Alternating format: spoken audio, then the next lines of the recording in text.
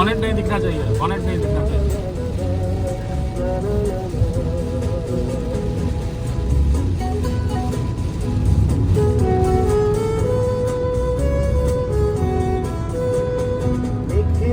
প্যারিসে মইদুল ঢাকাতে নেই তারা আজ কোনো খবরে। গ্র্যান্ডের গিটারিস্ট গোয়ানিজ পিসুদা ঘুমিয়ে আছে যে আজ খবরে। তাকে যেন ভালোবেসে আঘাত পেয়ে যে শেষে বাংলা কাগজে আছে রমারায়।